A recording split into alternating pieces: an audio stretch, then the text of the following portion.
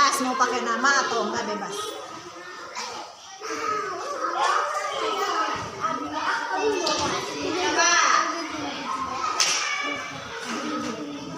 Yang sudah dulu kembali, yang rapi ya, dan baliknya yang rapi.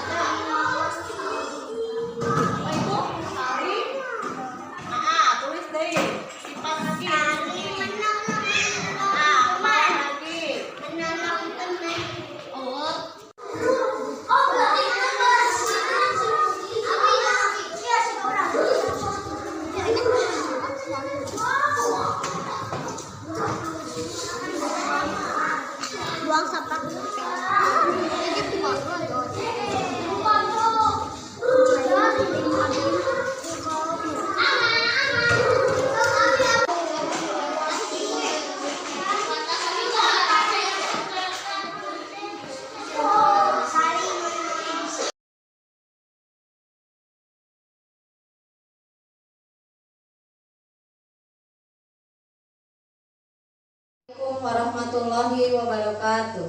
Waalaikumsalam warahmatullahi wabarakatuh. Selamat pagi menuju siang ibu-ibu sekalian. Salam sejahtera untuk kita semua. Alhamdulillahilladzi hadana li hada wa ma kunna linahtadiya laula an hadanallah. Asyhadu an la ilaha illallah wa asyhadu anna Muhammadan abduhu wa rasuluh. Amma ba'du. Ibu-ibu yang saya hormati, dan melalui kegiatan ini, marilah kita panjatkan puja kepada yang Maha Kuasa dan puji kepada yang Maha Memberi, Allah Subhanahu wa Ta'ala, Tuhan yang Maha Esa. Atas karena rahmatnya dan nikmatnya, kita semua dapat berkumpul bersama-sama pada hari ini, hari Sabtu, tanggal 28 Januari 2023. Menghadiri kegiatan diseminasi penerapan budaya positif calon guru penggerak angkatan 7 SDN 3 Dumusiku, Kabupaten Garut. Baiklah ibu-ibu, saya sebagai pembawa acara pada hari ini menyampaikan ucapan terima kasih yang sedalam-dalamnya kepada ibu-ibu yang telah berkenan hadir untuk mengikuti materi yang akan diberikan oleh Ibu Siti Nurayi SPD. Baiklah, tidak lengkap rasanya untuk membuka kegiatan ini kalau tidak diawali dengan berdoa. Marilah kita menundukkan kepala sejenak untuk membaca basmalah bersama-sama. Bismillahirrahmanirrahim. Untuk selanjutnya kepada Ibu Siti Nurayi kami persilahkan untuk memberikan atau pemaparan materinya. Kami persilahkan. Bismillahirrahmanirrahim. Assalamualaikum warahmatullahi wabarakatuh. Puji dan syukur marilah kita panjatkan kehadirat Allah Subhanahu wa taala. Salawat dan salam marilah kita limpahkan kepada junjungan kita Nabi besar Muhammad sallallahu alaihi wasallam. Mudah-mudahan kita semua diberi syafaat oleh beliau nanti di yaumil akhir. Amin ya rabbal alamin. Ibu guru yang saya hormati, saya mengucapkan banyak terima kasih atas kehadirannya. Saya berdiri di sini bukan karena saya merasa paling bisa, bukan saya untuk menggurui Bapak Ibu guru, tetapi saya di sini untuk berbagi ya, untuk sharing dengan Ibu Bapak guru. Adapun temanya pada saat ini adalah diseminasi penerapan budaya positif. Kita langsung saja ya Ibu Guru. Kalau kita melihat dari katanya budaya itu apa? Arti dari budaya tersebut? Kebiasaan. Kebiasaan. Kalau dari kata positifnya, Hal-hal yang baik. ya, jadi dapat kita simpulkan kalau kebiasaan budaya itu adalah budaya positif adalah kebiasaan hal-hal yang baik. Iya, kalau di sekolah kita sudah ada belum Ibu Bapak guru tentang kebiasaan-kebiasaan atau hal-hal yang baik tersebut? Sudah. Contohnya seperti apa? Penerapan disiplin secara bergiliran piket. Ya, kita suka melaksanakan piket setiap hari, yaitu salah satunya. Kemudian setiap Senin upacara. Betul sekali. Nah, ini arti dari budaya positif juga dapat diartikan nilai-nilai keyakinan dan kebiasaan-kebiasaan di sekolah yang berpihak pada murid agar mandiri, kritis, penuh hormat, dan bertanggung jawab. Seperti contohnya kebiasaan yang telah kita tanamkan kepada murid itu dengan 5S. Coba, kalau 5S itu apa saja? Senyum, salam, sapa, sopan, dan santun. Kita dibiasakan kepada murid-murid kita supaya kalau ketemu dengan guru salam, mengucapkan salam, kemudian selalu tersenyum. Nah, itu salah satu budaya yang sudah kita terapkan di sekolah kita. Adapun materi pada budaya positif ini terdiri dari 6 materi. Yang pertama adalah disiplin positif dan nilai kebajikan. Kemudian yang kedua, teori motivasi, hukuman dan penghargaan, restitusi. Yang ketiga, keyakinan kelas. Yang keempat, kebutuhan dasar manusia dan dunia berkualitas. Yang kelima, 5 posisi kontrol, dan yang terakhir adalah segitiga restitusi. Itulah materi-materi yang terkandung dalam budaya positif ini. Kita menginjak ke materi pertama, yaitu tentang disiplin positif dan kebajikannya.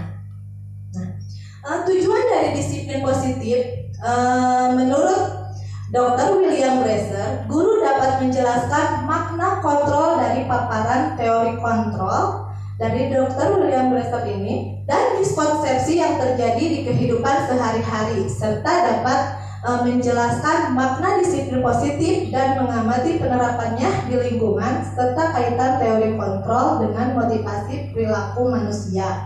Kemudian, guru juga dapat menjelaskan pentingnya dan menentukan nilai-nilai kebajikan yang akan diyakini dan disepakati seluruh warga sekolah, sehingga kelak tercipta sebuah budaya positif.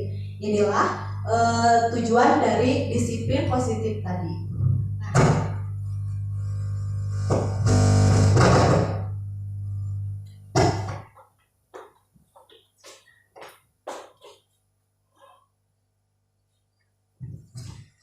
Sekarang ini saya ada gambar dari kepalan tangan.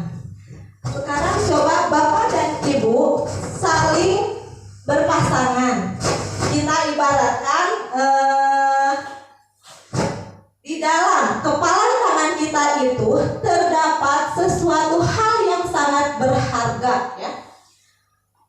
Di dalamnya, coba Bapak dan Ibu sebisa mungkin merayu temannya agar dapat mengasih tahu apa yang ada dalam tangannya. Coba kasih waktu 2 menit. Coba. Ya, jadi dengan berbagai macam cara silahkan agar teman kita itu bisa menyebutkan kepada kita apa yang terdapat di dalam tangannya beliau. Silakan.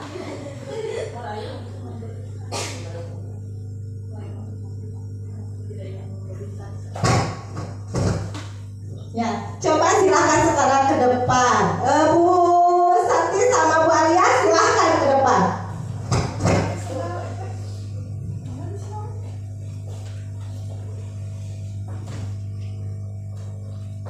Apakah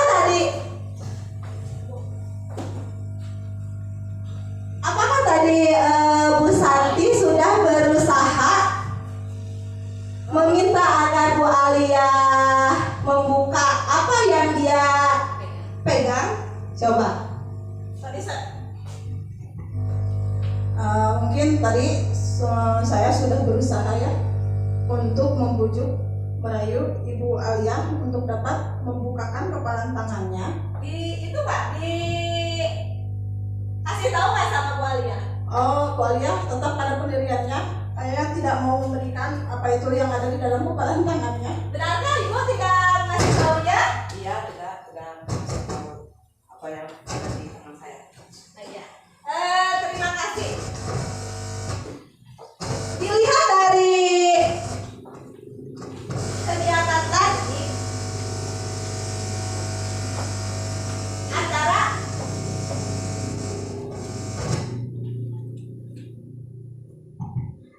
dari kegiatan tadi, antara Bu Alia dan Bu Santi,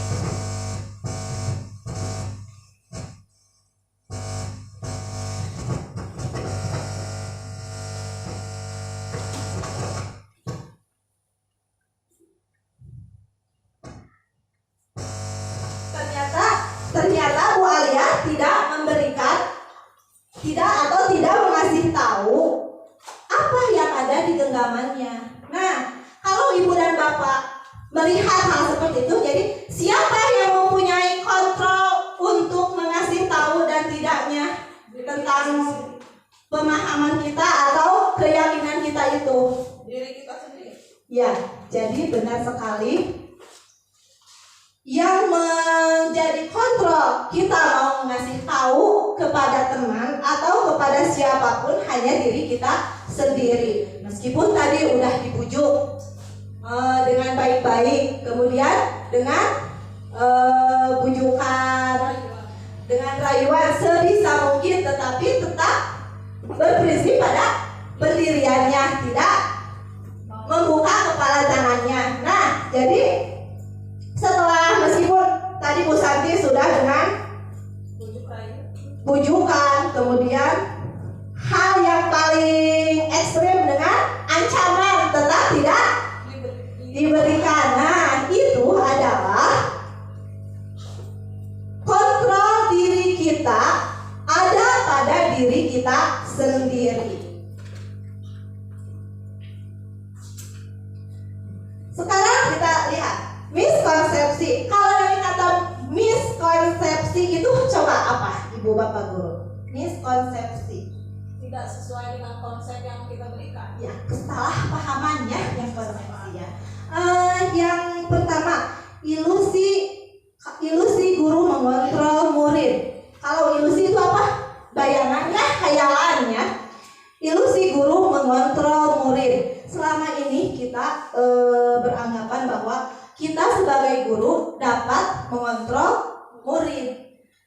Tetapi tidak seperti itu ya kenyataannya. Seperti yang tadi sudah dipraktekkan, tetap saja murid tersebut yang mempunyai kontrol untuk diri dia sendiri.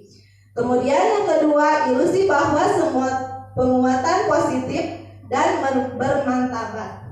Kemudian yang ketiga, ilusi bahwa kritik dan saran membuat orang merasa bersalah dapat menguatkan karakter. Jadi tidak seperti itu ya. Kita kepada murid, hidup lamun kitu mah nanti ibu akan dimarahin oleh ibu kepala sekolah. Nah, itu memberi rasa bersalah kepada murid. Itu tidak disarankan ya. Ilusi bahwa orang dewasa memiliki hak untuk memaksa. Kita beranggapan bahwa kita sebagai orang dewasa bisa mengontrol segala sesuatu kepada yang lebih muda ya. Tetapi tidak bisa seperti itu. Tetap saja orang yang lebih dewasa tidak bisa mengontrol atau tidak bisa memaksa kepada orang yang lebih muda. Kemudian menurut Stephen mengatakan bahwa bila kita ingin membuat kemajuan perlahan, sedikit-sedikit ubahlah sikap atau perilaku Anda. Namun, bila kita ingin memperbaiki cara utama kita, maka kita perlu mengubah kerangka acuan kita. Ubahlah bagaimana Anda melihat dunia, bagaimana Anda berpikir tentang manusia. Ubahlah paradigma Anda, skema pemahaman dan penjelasan aspek-aspek tertentu tentang realitas. Ini menurut Stephen. Ini tentang stimulus dan respon. Menurut stimulus respon, realitas atau kebutuhan kita sama. Sedangkan kalau menurut teori kontrol, kebutuhan kita berbeda. Misalkan kalau pada anak didik kita, si A kebutuhan tentang pelajaran matematika misalkan itu sama, padahal tidak sama ya. Untuk pelajaran misalkan kalau si A mah pinter nate buat bahasa Indonesia, yang si B buat matematika. Nah, itu kebutuhan kita berbeda. Kemudian semua yang orang melihat hal yang sama. Kemudian kalau menurut teori kontrol, setiap orang memiliki gambaran yang berbeda. Jadi kalau menurut stimulus respon, semua orang melihat hal-hal sama, tetapi tidak menurut teori kontrol. Kalau menurut teori kontrol, tidak semua orang melihat hal seperti itu sama ya. Kemudian selanjutnya kita mencoba mengubah orang agar berpandangan sama dengan kita. Itu menurut stimulus respon. Tetapi kalau menurut teori kontrol, kita berusaha memahami pandangan orang lain tentang dunia. Kalau menurut stimulus respon berpendapat bahwa Misalkan seseorang A berpandangan tentang dunia ini, tentang dunia kita ini, misalkan A, Bu Santi berpandangan tentang dunia itu A. Belum tentu menurut Bu Aliyah pandangan tentang dunia ini A. Tetapi kalau menurut teori kontrol itu harus memahami orang lain berpandangan berbeda dengan kita. Perilaku buruk dilihat sebagai suatu kelas kesalahan, itu menurut stimulus respon. Kemudian kalau menurut teori kontrol, semua perilaku memiliki tujuan. Misalkan di kelas kita, kalau sedangkan kita khususnya di kelas saya suka ada makan, misalkan makan bareng, botram istilahnya mas, setiap hari apa. Si anak A, dia kalau lagi makan, dia suka ngambil makanan punya temannya. Nah, kalau menurut stimulus respon itu perilaku tersebut salah ya dilihatnya. Tetapi kalau menurut teori kontrol, semua perilaku memiliki tujuan. Dilihat dulu kenapa anak itu suka meminta makanan ke temannya. Dilihat dulu, oh pas sudah dilihat karena dia bosan dengan makanan apa yang dia bawa. Misalkan kalau dia makan kumamah nate sok di namanya bekalnya cuma sama tempe aja tiap itu, sedangkan kalau teman-temannya bervariasi, kadang dengan ikannya apa, nah dia mau mencoba tetapi caranya kurang tepat. Kemudian orang lain bisa mengontrol saya, hanya Anda yang bisa mengontrol diri Anda. Seperti yang tadi, menurut stimulus respon, orang lain bisa mengontrol saya, tidak kan? Seperti yang tadi diperagakan, Bu Aliyah tidak bisa dikontrol oleh Bu Santi. Hanya Bu Aliyah lah yang bisa mengontrol dirinya sendiri. Saya bisa mengontrol orang lain, itu menurut stimulus respon. Sedangkan kalau menurut teori kontrol, Anda tidak bisa mengontrol orang lain. Itu sama ya kayak yang tadi. Pemaksaan ada pada saat bujukan gagal, itu menurut stimulus respon kayak tadi. Karena tidak bisa dengan cara halus mengetahui apa yang ada di tangan genggaman Bu Aliyah, Bu Santi sebisa mungkin ngancam ke Bu Aliyah apa yang ada dalam genggamannya tersebut. Kemudian kalau menurut teori kontrol, kolaborasi dan konsensus menciptakan pilihan-pilihan baru. Nah, kalau menurut teori kontrol, jadi ada lobby. Sok atuh kasih tahu apa yang ada di genggaman Ibu. Nanti saya kasih tahu apa yang di genggaman Bu Aliyah, seperti itu. Jadi ada kolaborasi antara satu dengan yang lainnya. Yang terakhir adalah model berpikir menang kalah. Sedangkan kalau dari teori kontrol, model berpikirnya menang-menang.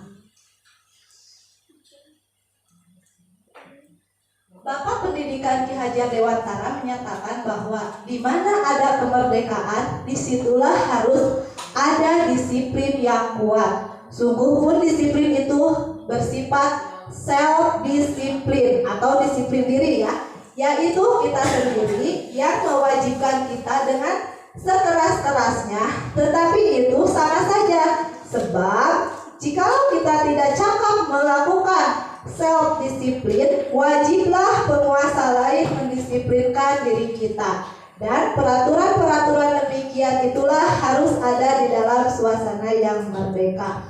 Jadi jika kita tidak bisa mengontrol diri kita sendiri, misal kita masuk sekolah jam 7.30, kan harusnya jam 7.15 kita sudah ada di sekolah.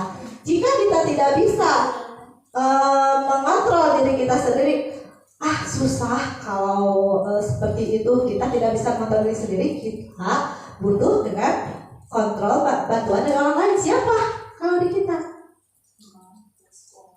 Kepala sekolah, ya, bisa rekan kerja untuk mengingatkan kita bahwa kita harus datang 15 menit sebelum jam dimulai. Nah, seperti itu misalnya. Ini nilai-nilai kebajikan universal. Dr. William Glasser pada teori kontrol menyatakan bahwa setiap perbuatan memiliki suatu tujuan. Seperti yang diterangkan tadi ya, kayak anak tersebut meminta makanan dari temannya ada tujuan karena dia ingin merasakan makanan yang bervariasi, ya seperti itu contohnya. Sedangkan untuk menurut Glasser mengemukakan bahwa dengan mengaitkan nilai-nilai kebajikan yang diyakini seseorang, maka motivasi intrinsik yang akan terbangun sehingga menggerakkan motivasi dari dalam untuk dapat mencapai tujuan mulia yang diinginkannya. Motivasi intrinsik itu seperti apa? Yang dari dalam diri, ya, dari dalam diri kita. Ya, kalau udah ada dari dalam diri kita, motivasi dari dalam diri kita, maka tujuan kita akan tercapai karena sudah pengen mau berusaha membuat hal seperti itu, misalkan pasti akan tercapai, ya. Ini nilai-nilai kebajikan dari institusi atau organisasi. Yang pertama, profil pelajar Pancasila. Nah, yang saat ini pemerintah telah digencarkan ya, untuk siswa memiliki nilai-nilai profil pelajar Pancasila. Coba Bapak Ibu guru mengetahui apa saja nilai-nilai dari profil pelajar Pancasila itu. Kita lewat nyanyian saja sudah pada tahu kan? Iya, coba.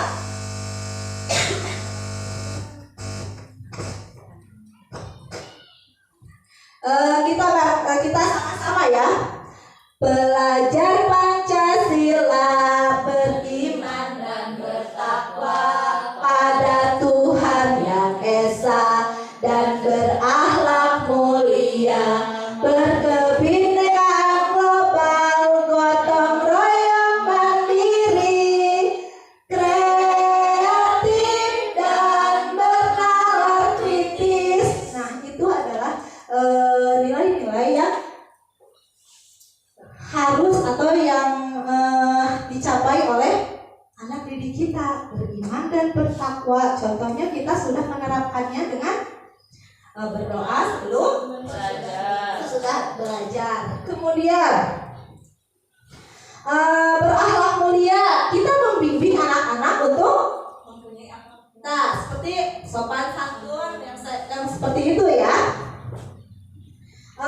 Kemudian mandiri, itu bagaimana kalau yang mandiri?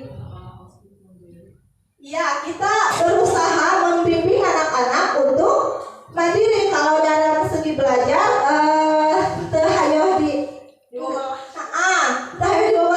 masih sudah nama. Jadi dia berpikir sendiri ya, untuk memecahkan masalah tersebut, misalkan dengan menggunakan model diskusi, memecahkan suatu masalah dengan diskusi dengan antar temannya, dan nantinya akan menghasilkan pemikiran kritis atau bernalar kritis. Nantinya juga akan bergotong royong karena bekerja sama antara timnya, ya, antara satu kelompoknya, dan akan kreatif. Kalau untuk supaya tercapai hal tersebut, dia akan berpikir kreatif ya untuk melakukannya.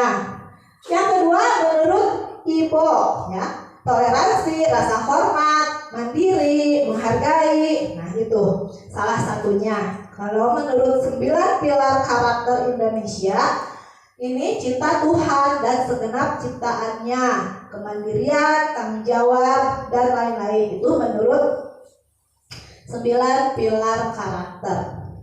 Kemudian menurut life skill, yaitu kemampuan hidup, tempat keterampilan hidup, dapat dipercaya, lurus hati, dan lain-lain. Ini petunjuk hidupnya, peduli, penalar, bekerja sama, keberanian, itu diantaranya. Kemudian yang terakhir, menurut building moral intelligence, empati, suara hati, kontrol diri, hormat, kebaikan, toleransi, dan berkeadilan.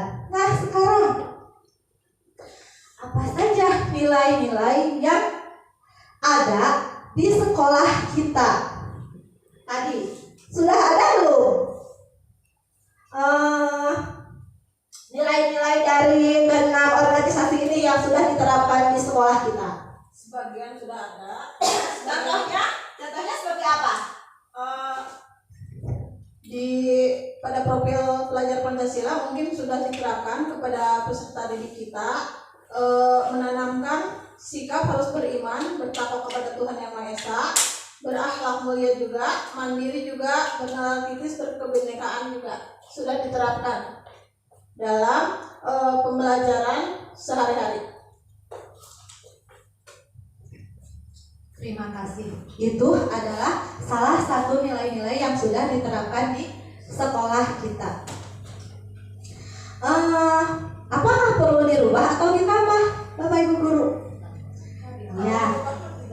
Kalau untuk dirubah mungkin ada sebagian yang masih belum positif yang harus dirubah. Kalau untuk ditambah mungkin yang sudah positif agar supaya menjadi lebih baik lagi. Ya, betul seperti itu.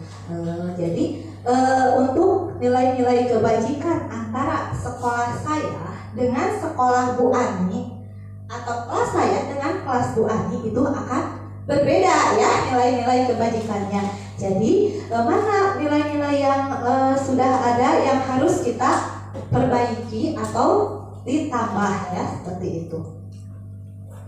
Sekarang kita ke teori motivasi, hukuman dan penghargaan restitusi. Menurut Dian Gossen, untuk menghindari ketidaknyamanan atau hukuman. Yang kedua, untuk mendapatkan imbalan atau penghargaan dari orang lain. Dan yang ketiga, untuk menjadi orang yang mereka inginkan, menghargai diri sendiri dengan nilai-nilai mereka yang mereka percaya. Sekarang kita lihat, untuk menghindari ketidaknyamanan atau hukuman. Itu contohnya seperti ini. Anak melakukan piket itu karena takut dimarahin oleh gurunya. Nah, seperti itu untuk menghindari ketidaknyamanan atau hukuman. Jadi dia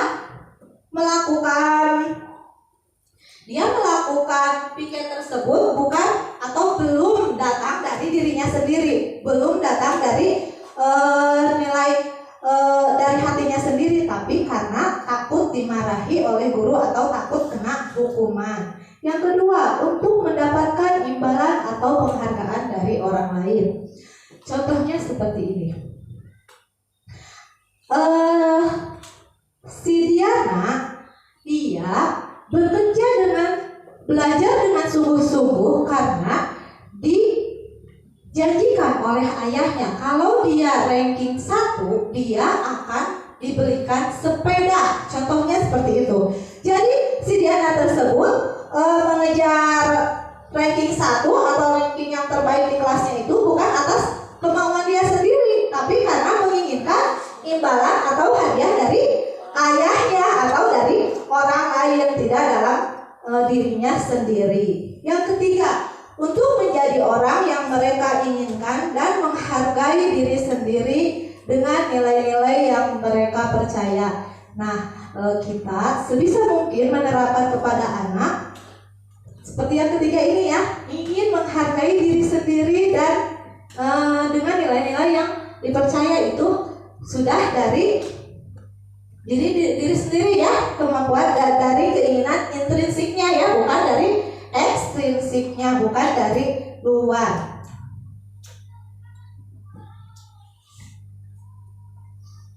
Ini ada satu kasus, IPA kurang menguasai pelajaran matematika, sehingga pada saat pelajaran itu berlangsung, dia lebih banyak berdiam diri atau menggambar di buku pelajarannya.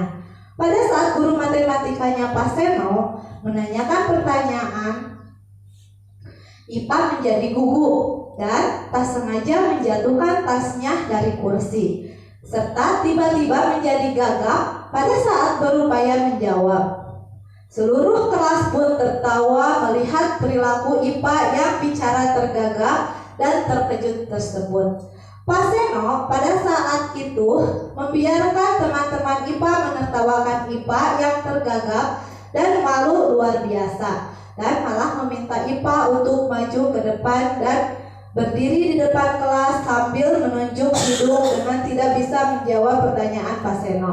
Karena semakin gaduh dan anak-anak pun tertawa melihat IPA di depan kelas memegang ujung hidungnya. Apakah Bapak Ibu setuju tentang tindakan yang dilakukan oleh IPA terhadap Pak Seno? Setuju tidak? Menurut Bapak dan Ibu, tindakan Pak Seno terhadap IPA sebuah hukuman atau konsekuensi dengan menyuruh IPA ke depan lalu memegang hidungnya. Coba, itu menurut ibu-ibu semua merupakan hukuman atau konsekuensi yang dilakukan IPA terhadap Pak Seno?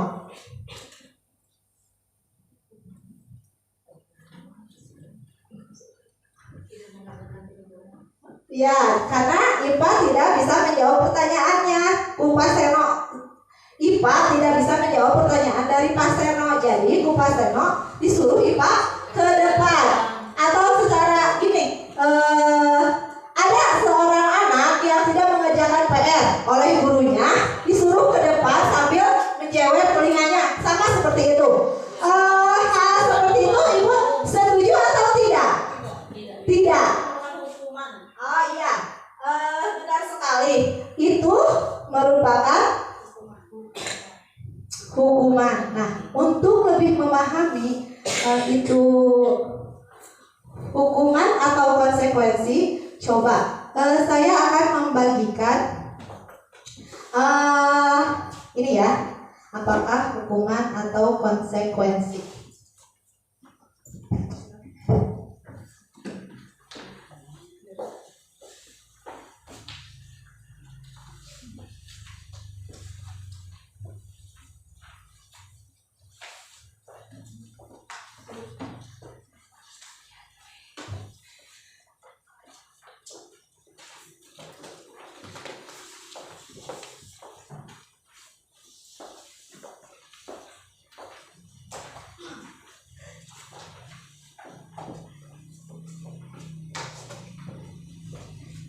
Silahkan Bapak dan Ibu isi.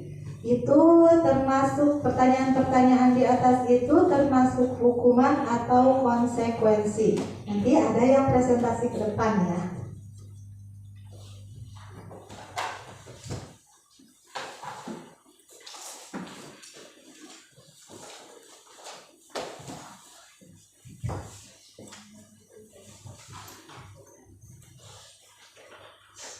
Sini ada beberapa pertanyaan, silahkan. Mana yang termasuk hukuman atau mana yang termasuk konsekuensi?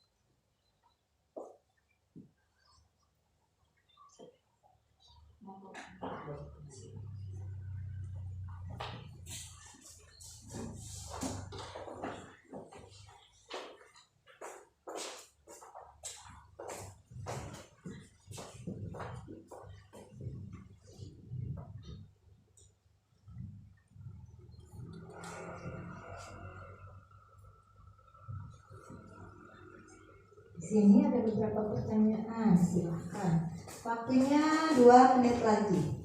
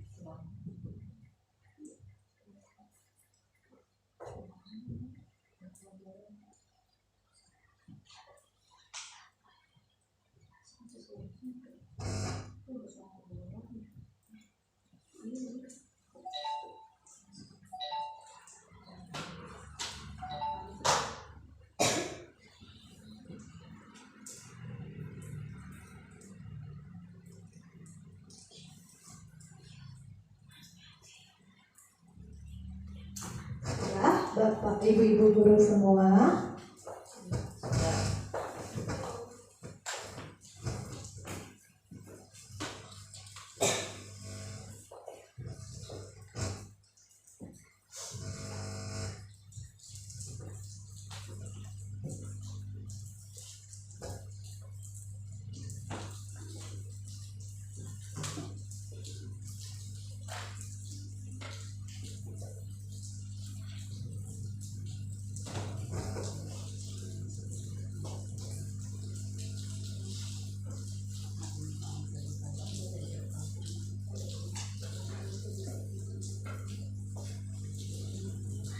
sudah selesai semua? Silahkan Ibu Yanti ke depan.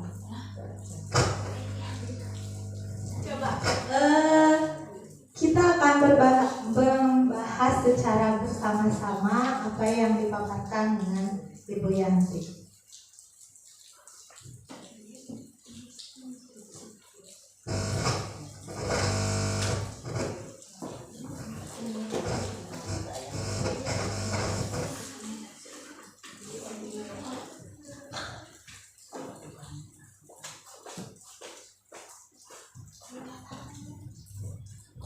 Bismillahirrahmanirrahim. Ini untuk hukuman atau konsekuensi. Menurut saya, ya maaf kalau salah.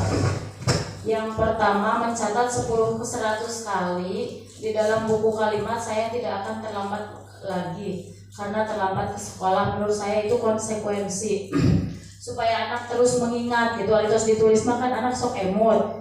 Oh habisnya tong terlambat deui dah terus-terusan ditulis. Yang kedua, lari mengelilingi lapangan basket 2 kali karena terlambat hadir di sekolah. Itu menurut saya hukuman. Karena di piwarang lari oge dipasi anak sehat dengan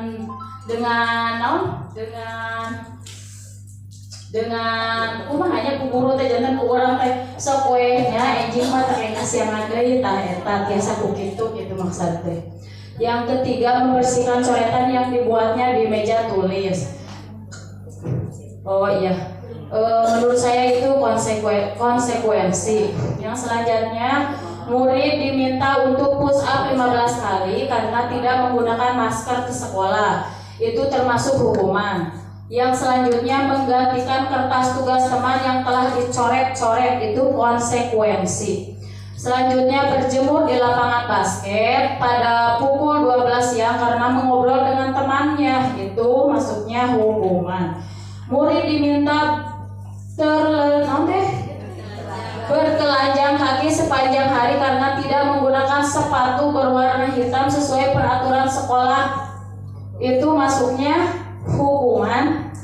Selanjutnya berdiri di depan kelas sambil mengangkat kaki satu karena tidak bisa menjawab pertanyaan, itu maksudnya hukuman. Membersihkan tumpahan air di meja tulis karena tersenggol pada saat belajar, itu konsekuensi. Selanjutnya kehilangan 10 menit jam istirahat untuk mengerjakan tugas karena terlambat datang dan tertinggal pelajaran 10 menit selama 10 menit. Itu konsekuensi. Selanjutnya duduk di bangku di pinggir lapangan pada jam istirahat. Tidak diizinkan bermain oleh guru piket karena mencenderai teman saat bermain di lapangan. Itu masuknya konsekuensi. Selanjutnya terlambat hadir di pembelajaran daring 15 menit dan diminta untuk tinggal 15 menit sesudah kelas usai untuk membahas ketertinggalan pembelajaran, itu konsekuensi. Lari keliling lapangan basket 2 kali karena terlambat 10 menit untuk pelajaran PJOK, itu konsekuensi. Yang terakhir membersihkan WC sekolah karena mematahkan pensil kawannya, itu masuknya hukuman. Ya, terima kasih. Terima kasih kepada Bu Yanti yang telah memaparkan pendapatnya. Apakah dari ibu-ibu semua ada yang kurang setuju dari yang dipaparkan oleh Bu Yanti? Ada, coba yang mana? Silahkan. Tadi ya, yang kasus yang duduk di bangku di pinggir lapangan pada jam istirahat, tidak diizinkan bermain oleh guru piket karena mencederai teman saat bermain di lapangan. Tadi kan Ibu memberikan itu katanya hukuman, katanya konsekuensi ya. Tapi kalau pendapat saya itu merupakan hukuman karena tidak ada relevansinya antara hukuman dengan hal yang dilakukan, kesalahan yang dilakukan anak tersebut. Jadi itu termasuk hukuman, bukan konsekuensi. Yang namanya konsekuensi itu hasil dari perbuatan kita. Ini mungkin di sini bertolak belakang antara hukuman dengan perbuatan. Terima kasih. Terima kasih kepada Bu Santi yang telah mengemukakan pendapatnya. Nah, kita supaya mengetahui mana yang termasuk hukuman dan mana yang termasuk konsekuensi, coba kita lihat. Kalau hukuman bersifat tidak terencana atau tiba-tiba, nah itu termasuk hukuman. Jadi secara langsung kayak tadi, coba kamu ke depan, kaki kamu akan sebelah, seperti itu. Kemudian kalau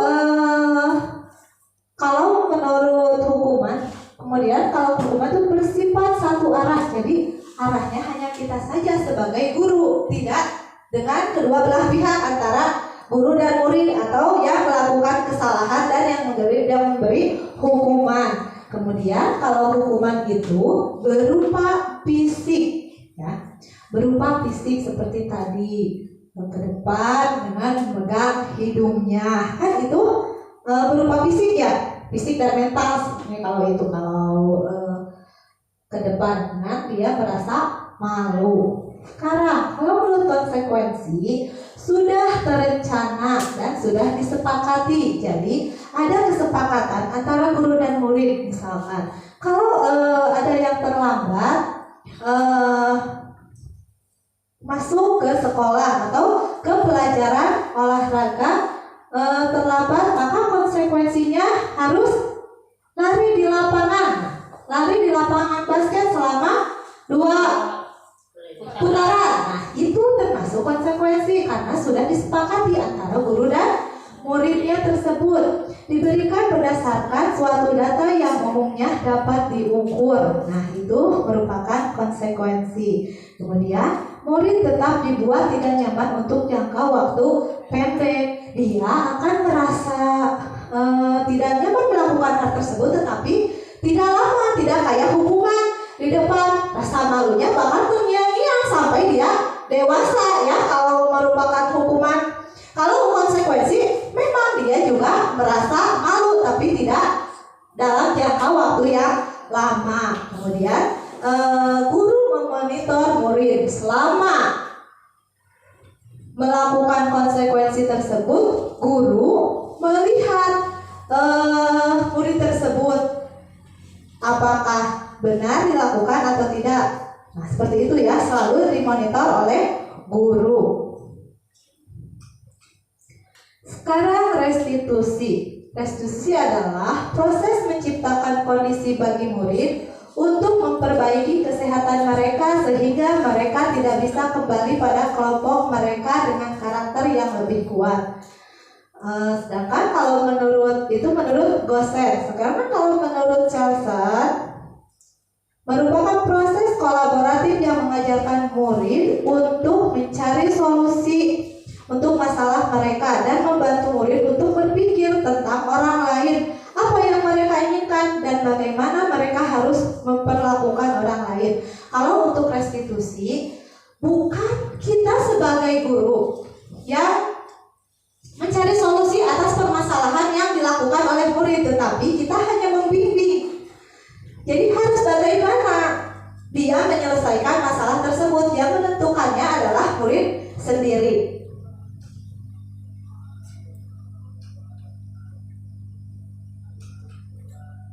Kemudian ini adalah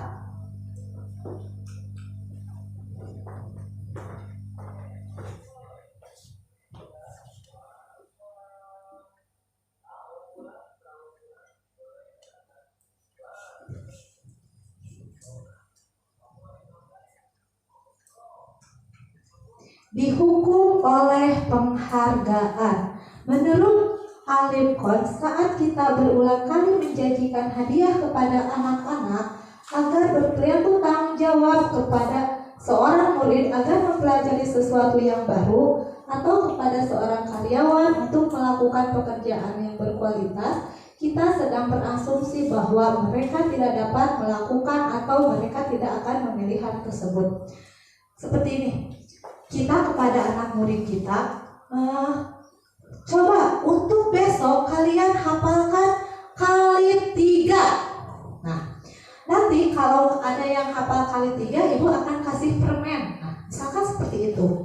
Nah, hal seperti itu menurut Alficon ini, kita berasumsi bahwa murid tersebut tidak akan dapat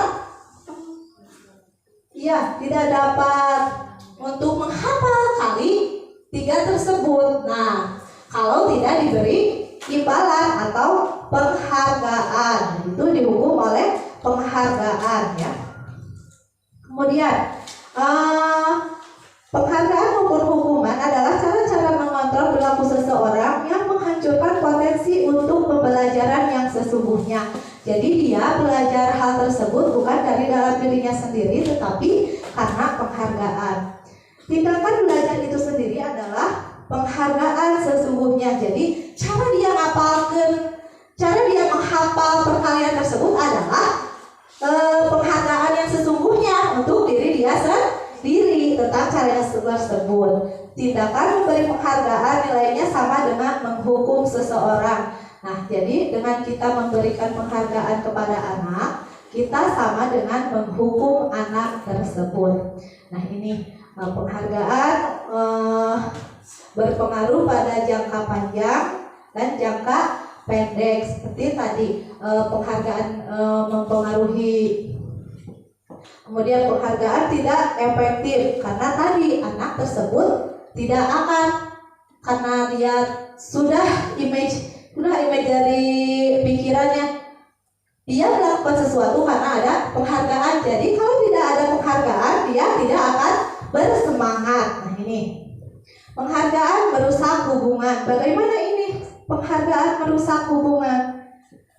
Misalkan seorang guru selalu memuji kepada si A, untuk perasaan si B, si ibu mah muji teh si Eta terus. Nah, itu dari penghargaan merusak hubungan teman. Penghargaan mengurangi ketepatan karena dia melakukan hal tersebut karena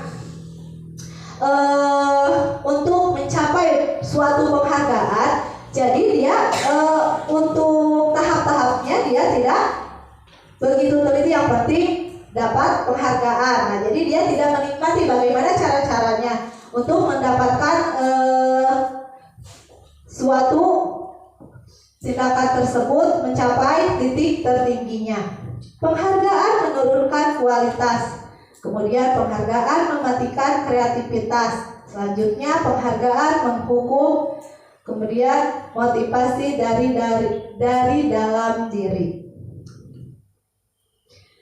Sekarang tujuan segitiga restitusi. Sekarang untuk segitiga restitusi ini tujuannya guru mengetahui restitusi sebagai salah satu cara menanamkan disiplin positif pada murid sebagai bagian dari budaya positif di sekolah. Yang kedua, guru dapat menciptakan restitusi dalam membimbing murid berdisiplin positif agar menjadi murid merdeka.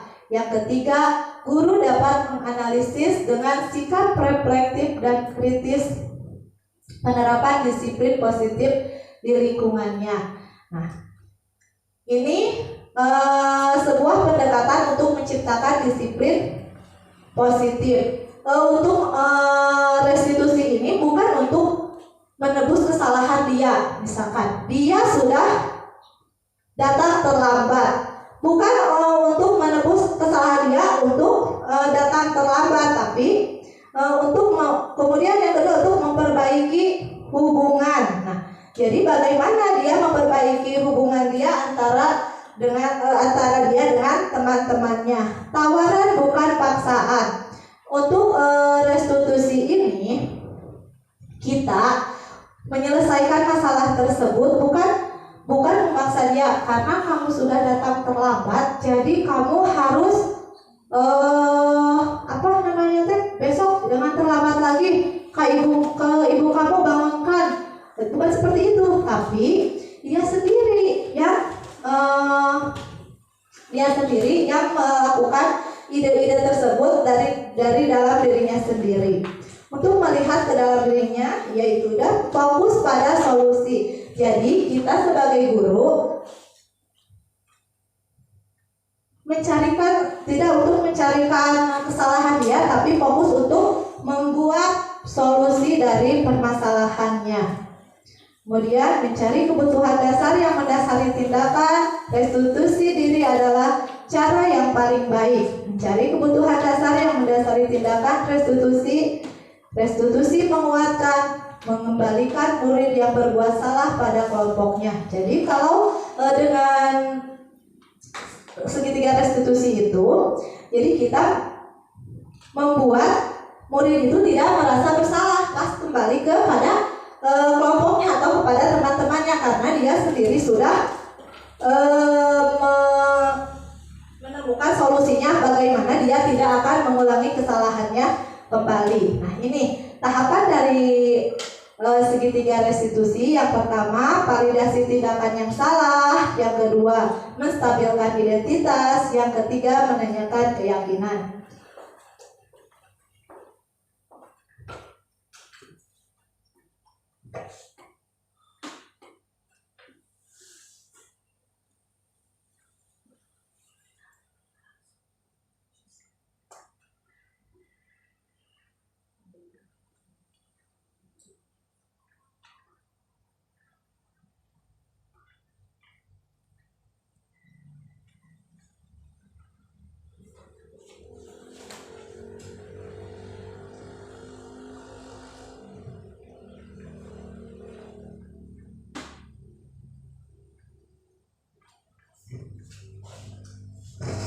Sekarang kita ke materi selanjutnya, yaitu kebutuhan dasar manusia. Kebutuhan dasar manusia itu terdiri dari 5. Yang pertama, kebutuhan bertahan hidup. Coba, menurut Bapak dan Ibu, kebutuhan bertahan hidup itu seperti apa? Kebutuhan dasar bertahan hidup manusia itu seperti apa? Makan, kemudian minum, tempat tinggal, apa lagi? Seperti itu adalah kebutuhan dasar hidup ya. untuk bertahan hidup. Kemudian kebutuhan untuk diterima. Kita sebagai manusia itu mau ya diterima di kalangan kita. Misalkan kita di kalangan sebagai guru, kita mau dianggap ada oleh teman di lingkungan kita. Kemudian kebutuhan pengakuan atas kemampuan itu kita mau diakui bahwa kita itu mampu atau bisa melakukan hal ini. Nah, seperti itu misalnya. Kemudian yang keempat, kebutuhan akan pilihan. Kita bisa menentukan mana jalan yang akan kita pilih, mau ke A atau ke B. Kemudian kebutuhan untuk merasa senang-senang. Nah, itu kebutuhan merasa senang-senang seperti apa? Rekreasi atau jalan-jalan. Kalau untuk sekarang mah healing ya, itu adalah merupakan suatu kebutuhan untuk merasa senang.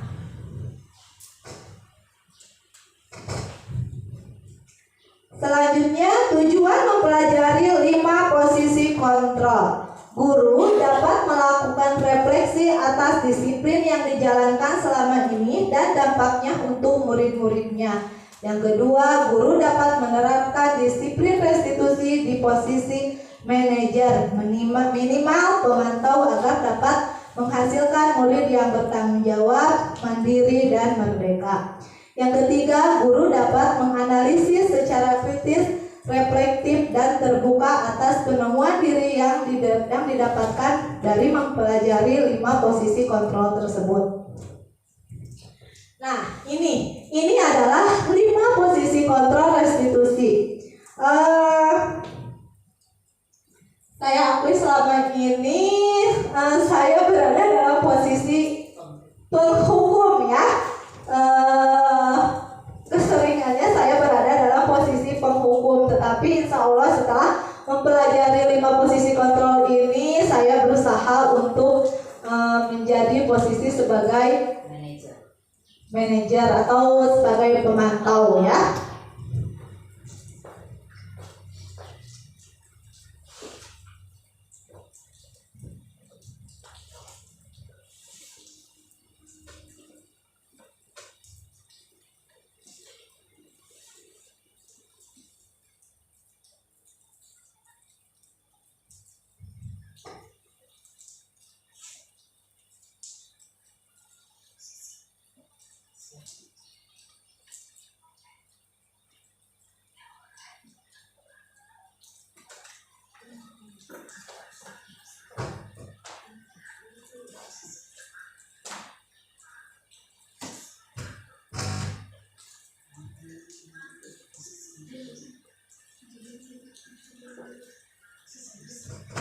Kita saksikan kasus kemarin yang terlambat hadir dan Bapak Guru hebat. Untuk lebih memahami tentang 5 posisi kontrol ini, marilah kita simak video berikut. Dalam penerapan restitusi, salah satu program yang dikembangkan adalah 5 posisi kontrol. 5 posisi kontrol dalam restitusi adalah proses perjalanan seorang pendidik agar dapat mengenali dirinya. Pada video kali ini, kita akan membahas tentang 5 posisi kontrol yang dikembangkan oleh Diane Dawson dan contoh penerapannya.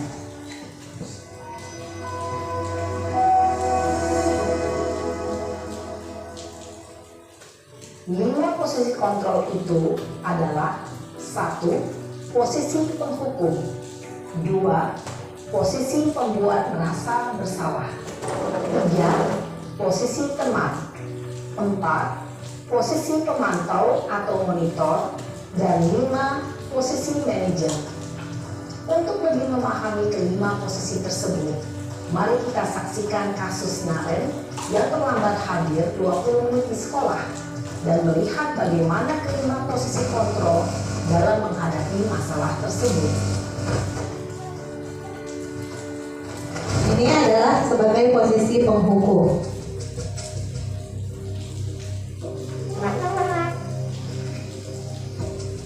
Tentang anak yang terlambat ke sekolah.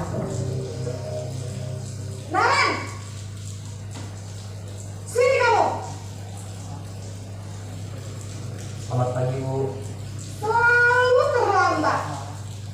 Kamu deh, pasti terlambat. Maaf, Bu. Saya Apa? Apa coba? Alasan kamu apa lagi? Kapan sih kamu tidak terlambat? Malas sekali ya kamu jadi anak. saya Dasar pemalas. Gak kapok-kapok sih kamu.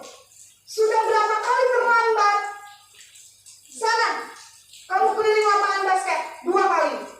Kenapa saya harus keliling lapangan basket, Bu? Kenapa? Kamu orang ibu. Berani-beraninya jawab. Sudah terlambat, masih berani jawab pula. Sekarang, keliling lapangan basket 5 kali sekalian. Biar kapok. Cepat. Pergi sana ke lapangan basket. Nah, kalau posisi penghukum ini, seorang guru itu tidak menanyakan dulu kenapa dia terlambat atau dia tidak diberi kesempatan dulu untuk menjelaskannya kepada guru tersebut. Dia langsung oleh gurunya tersebut langsung diberi hukuman berupa fisik ya, mengelilingi lapangan.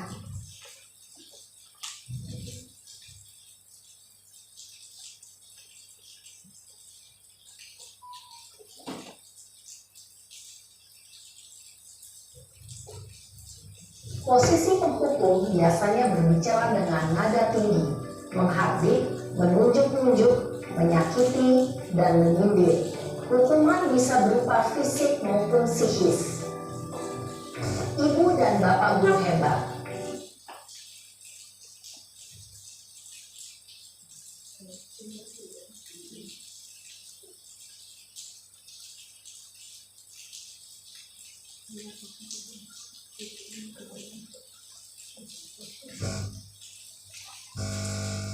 Mohon maaf ya, ini mungkin karena sinyal.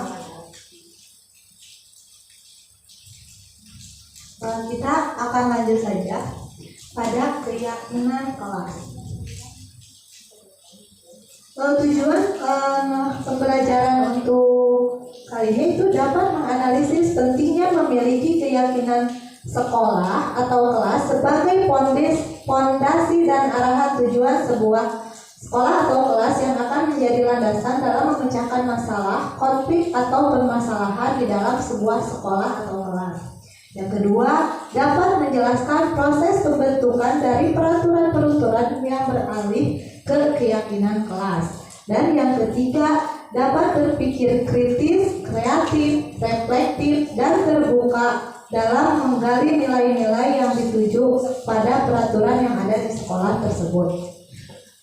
Nah, untuk melakukan keyakinan kelas, kita terlebih dahulu melakukan dulu kesepakatan kelas. Jadi begini, anak akan mengetahuinya tentang nilai-nilai atau keyakinan kelas tersebut. Ini untuk apa? Nanti ini untuk keyakinan kelas ini menjadi dasar kita. Kalau suatu hari anak-anak melakukan kesalahan, kita menyelesaikannya menggunakan segitiga restitusi tadi. Jadi kita tanyakan kepada tersebut, keyakinan apa yang kalian langgar dari keyakinan kelas tersebut. Misalkan kan tadi anak terlambat sekolah, di keyakinan kelasnya ada disiplin. Nah, jadi seperti itu.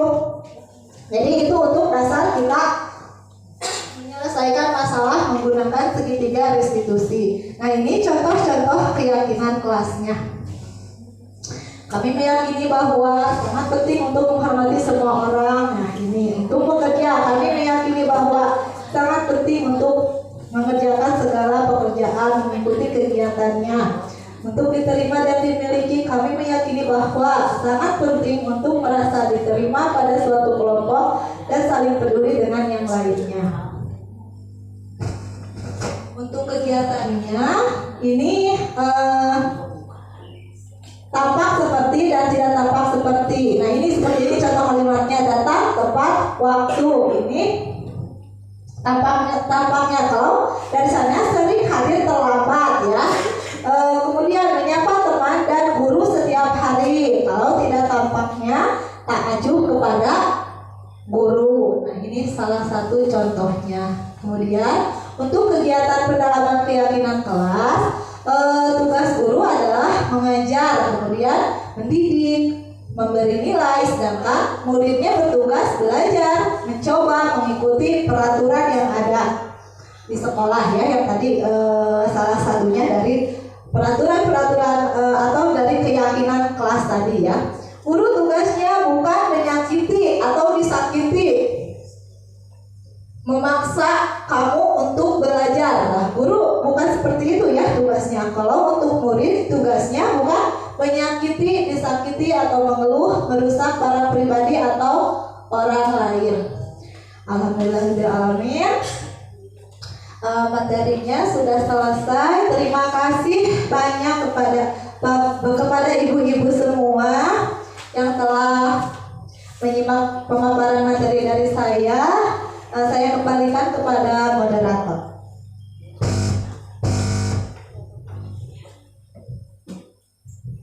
Saya ucapkan terima kasih kepada Ibu Siti Nurari yang telah memaparkan materinya. Mudah-mudahan bermanfaat buat kita semua, khususnya buat beliau yang memaparkan. Alhamdulillah, pemaparan dari pertama materi sampai akhir sudah kita dengar dan terima. Mudah-mudahan kita sebagai pendidik bisa menjalankan untuk kedepannya, bahwa budaya positif sesuatu hal yang dapat menjadikan kita lebih baik dapat dilaksanakan di sekolah masing-masing. Sekalipun itu sudah terlaksana secara tidak langsung di kegiatan sekolah kita masing-masing. Untuk itu, marilah kita baca alhamdulillah bersama-sama untuk menutup acara hari ini.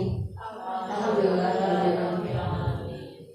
Saya ucapkan terima kasih kepada ibu-ibu yang telah berkenan hadir dalam kegiatan hari ini. Akhirul kalam, wabillahi taufiq hidayah. Wassalamualaikum warahmatullahi wabarakatuh.